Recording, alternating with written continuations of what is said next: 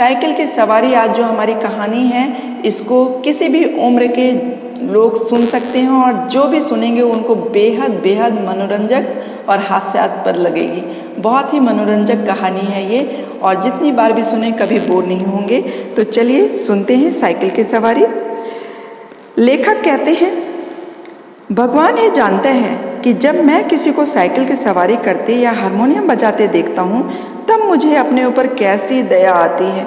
सोचता हूँ भगवान ने ये दोनों विद्याएं भी क्या खूब बनाई हैं। एक से समय बचता है और दूसरी से समय कटता है, मगर तमाशा तो देखिए, हमारे प्रारब्ध में कलयुग की ये दोनों विद्याएं नहीं लिखी गई हैं। ना साइकिल चलाना आता है मुझे और ना ही मैं बाजा बजा सकता हूँ। पता नहीं कब से ये धारणा हमारे मन में बैठ गई कि हम सब कुछ कर सकते हैं मगर ये दोनों काम कभी नहीं कर सकते। शायद 1932 की बात है कि बैठे बैठे ख्याल आया कि चलो साइकिल चलाना ही सीख लें और इसकी शुरुआत यूँ हुई कि हमारे लड़के ने छुपते छुपाते यह विद्या सीख ली और हमारे सामने से सवार होकर निकलने लगा। अब आपसे क्या कहूँ कि लज्जा और घृणा से कैसे कैसे ख्याल मेरे मन में उठने लगे।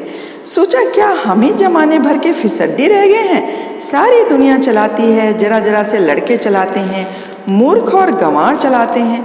हम तो परमात्मा की कृपा से फिर भी पढ़े लिखे हैं, क्या हमें नहीं चला सकेंगे? आखिर इसमें मुश्किल क्या है? कूद कर चढ़ गए और ताबड़तोड़ पाँव मारने लगे और जब देखा कि कोई राह में खड़ा है तब टन टन करके घंटी बजा दी। ना हटा तो क्रोधपूर्ण आंखों से उसकी तरफ देखते हुए निकल गए। बस यही तो सारा गुण है इस लोहे की सवारी का।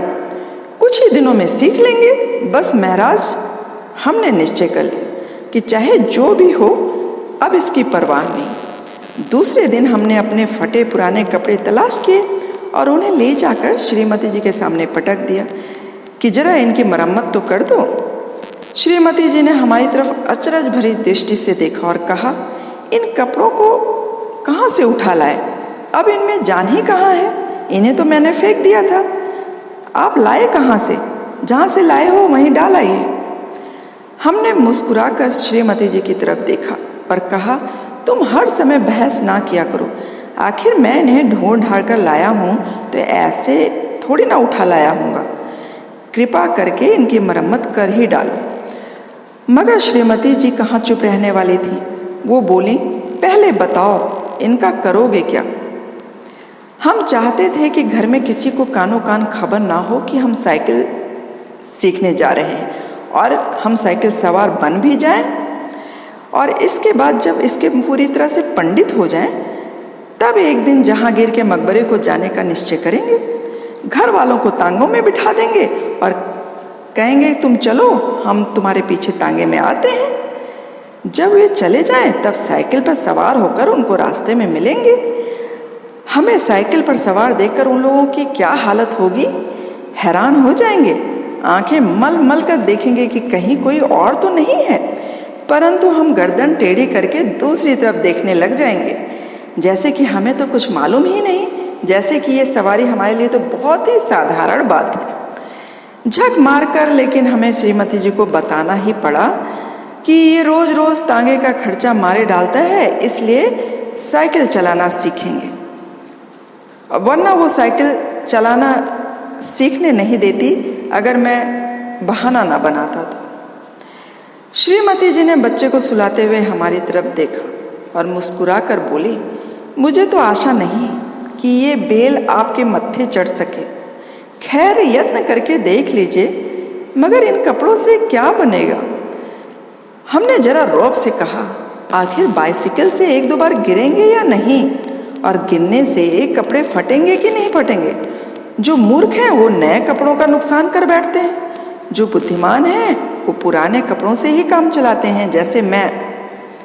मालूम होता है कि हमारी इस युक्ति का कोई जवाब हमारी पत्नी के पास ना था, क्योंकि उन्होंने इस समय मशीन मंगवाकर उन कपड़ों की मरम्मत शुरू कर दी थी। हमने इधर उधर बाजार जाकर दवा के 2 डिब्बे खरीद लिए कि चोट लगते ही उसी समय इलाज किया जा सके। इसके बाद जाकर एक खुला मैदान भी तलाश लिया ताकि दूसरे दिन से साइकिल सवारी का अभ्यास किया जा सके। अब ये सवाल हमारे सामने था कि अपना उस्ताद किसे बनाए। इसी उधेड़पुन में बैठे थे कि तिवारी लक्ष्मी नारायण जी आ गए और बोले, क्यों भाई, हो जाए एक एक बाजी शतरंज की।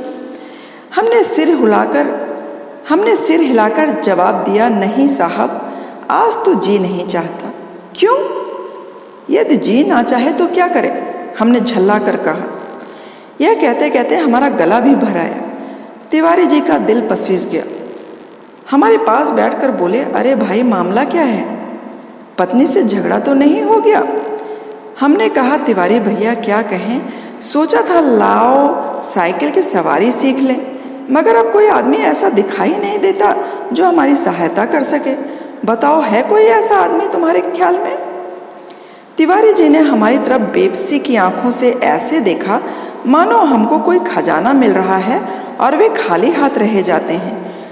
बोले, मेरी मानो तो यह रोग ना पालो, इस आयु में साइकिल पर चढ़ोगे और यह भी कोई सवारियों में सवारी है कि डंडे पर उकड़ो बैठे हैं और पाँव चला रहे। अजी लानत भेजो इस ख्याल पर, आओ एक एक बाजी खेलें। मगर हमने भी कच्ची गोलियां नहीं खेली थी। साफ समझ गए कि तिवारी एशिया की आग में फूका जा रहा है। मुंह फुलाकर हमने कहा, भाई तिवारी, हम तो जरूर सीखेंगे, अब बस कोई आदमी बताओ। आदमी तो है एक ऐसा, मगर वो मुफ्त में नहीं सिखाएगा, फीस लेगा, दे सकोगे? कितने दिन में सिखा देगा? यही 10-12 दिनों में। और फीस क्या लेगा हमसे? औरों से 50 लेता है, तुमसे 20 ले लेगा हमारी खातिर। हमने सोचा 10 दिन सिखाएगा, 20 रुपये लेगा। 10 दिन मतलब 20 रुपये। 20 रुपये अगर 10 दिन में ले रहा, अर्थात 2 रुपये रोजाना, अर्थात 60 रुपये महीना, और वो भी केवल 1-2 घंटे के लिए। ऐसी 3-4 ट्यूशनें मिल जाए तो 250-300 रुपये तो मासिक हो जाएंगे। हमने तिवारी जी से तो इतना ही कहा कि जाओ जाकर मामला तय कराओ, मगर जी में खुश हो रहे थे कि साइकिल चलाना सीख गए तो एक ट्रेनिंग स्कूल खोल देंगे और 300-400 रुपये तो मासिक कमाने लगेंगे। इधर तिवारी जी मामला तय करने गए, उधर हमने यह शुभ समाचार जाकर श्रीमती जी को सुना दिया कि कुछ दिनों में हम लोग ऐसा स्कूल खोलने वाले हैं जिनसे 300-400 रुपये की मासिक आमदनी होगी। श्रीमती जी बोली, तुम्हारी इतनी आयु हो गई मगर ओछापन ना गया, पहले आप तो सीख लो फिर स्कूल खोलना। मैं तो समझती हूँ कि तुम सीख ही नहीं पाओगे, दूसरों का क्या सिखाओगे तुम। हमने बिगड़ कर कहा, यह बड़ी बुरी बात है तुम्हारी, हर काम में टोक देती हो। हमसे बड़े बड़े सीख रहे हैं तो क्या हम ना सीख सकेंगे? पहले तो शायद ना सीखते, लेकिन अब तुमने टोका है तो जरूर सीखेंगे। तुम भी क्या कहोगी? श्रीमती जी बोली, मैं तो चाहती हूँ कि तुम हवाई जहाज चलाओ या बाइसिकल, क्या चीज़ है, मगर तुम्हारे स्वभाव से डर लगता है। एक बार गिरोगे तो देख लेना, वहीं साइकिल फेंक फाक कर चले आओगे। इतने में तिवारी जी ने बाहर से आकर आवाज़ लगाई। हमने बाहर जाकर देखा तो उस्ताद साहब खड़े थे। हमने भी शरीफ विद्यार्थियों के समान श्रद्धा से हाथ जोड़कर प्रणाम किया और चुपचाप खड़े हो गए। तिवारी जी बोले, यह तो 20 पर मान ही नहीं रहे थे, बड़ी मुश्किल से मनाया है इनको, पेशगी लेंगे, कहते हैं पीछे कोई देता नहीं है। अरे भाई, हम देंगे, दुनिया लाख बुरी है मगर फिर भी भले आदमियों से भी खाली नहीं है। यह बस चलाना सिखा दें, फिर देखें हम इनकी क्या क्या सेवा करते हैं। मगर उस्ताद साहब नहीं माने, बोले फीस तो हम पहले ही लेंगे, और यदि आपने नहीं सिखाया तो? मैंने कहा, नहीं सिखाया तो फीस लौटा देंगे, उस्ताद जी बोले। और हाँ, यदि नहीं लौटाया तो? इस पर तिवारी जी ने कहा, अरे साहब, क्या ये तिवारी मर गया है? शहर में रहना हराम कर दूंगा मैं इसका, बाजार में निकलना बंद कर दूंगा। फीस लेकर भाग जाना कोई हंसी खेल नहीं है। जब हमें विश्वास हो गया कि इसमें कोई धोखा नहीं है, तब हमने फीस के रुपए लाकर उस्ताद जी को दे दिए। उस्ताद जी ने कहा, कल सवेरे मैं आ जाऊंगा, आप तैयार रहना। हमने कहा, हाँ, हम तैयार रहेंगे। और इस काम के लिए हमने कपड़े भी बनवा लिए हैं। अगर गिर पड़े तो चोट पर लगाने के लिए हमने दवाइयाँ भी खरीद रखी हैं। और हाँ, हमारे पड़ोस में जो मिस्त्री रहता है उससे साइकिल भी मंगा ली है। आप सवेरे ही चले आएँ, और हरि का नाम लेकर हम शुरू कर देंगे। तिवारी जी और उस्ताद जी ने हमें तरह तरह की तसल्ली दी और चले गए। इतने में हमें याद आया कि एक बात तो हम कहना ही भूल गए। नंगे पांव भागे और उन्हें बाजार में जाकर पकड़ा। वे हैरान थे।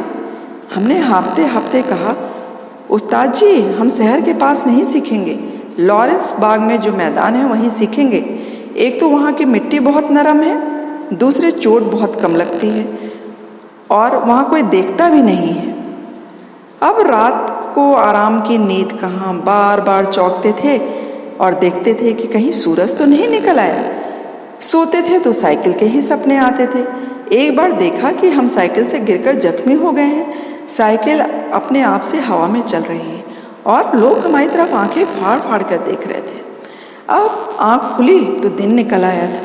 जल्दी से जाकर वो पुराने कपड़े पहन लिए, दवाइयों का डिब्बा भी साथ में ले लिया और नौकर को भेजकर मिस्त्री से साइकिल भी मंगवा ली। इसी समय उस्ताद साहब भी आ गए और हम भगवान का नाम लेकर लॉरेंस बाग की ओर चल दिए। लेकिन अभी घर से निकले ही थे कि एक बिल्ली रास्ता काट गई और लड़के ने छींक दिया। क्या कहें कि हमें इतना क्रोध आया उस नामुराद बिल्ली और उस शैतान लड़के पर, लेकिन क्या करते, दांत पीस कर रह गए। एक बार फिर भगवान का पावन नाम लिया और आगे बढ़ गए। पर बाजार में पहुंचकर देखते हैं कि हर आदमी हमारी तरफ देख रहा है और हंस रहा है। अब हम हैरान थे कि बात क्या है आखिर। सहसा हमने देखा कि हमने जल्दी और घबराहट में पजामा और अचकन दोनों उल्टे पहन लिए हैं और लोग इसी पर हंस रहे हैं। लो, सर मुड़ाते ही ओले पड़े। हमने उस्ताद जी से माफ़ी मांगी और घर लौट आए। अर्थात हमारा पहला दिन मुफ्त में गुजरा। दूसरे दिन फिर निकले। रास्ते में उस्ताद साहब बोले, मैं एक गिलास लस्सी पी लूँ, तब तक आप साइकिल को जरा थामिए।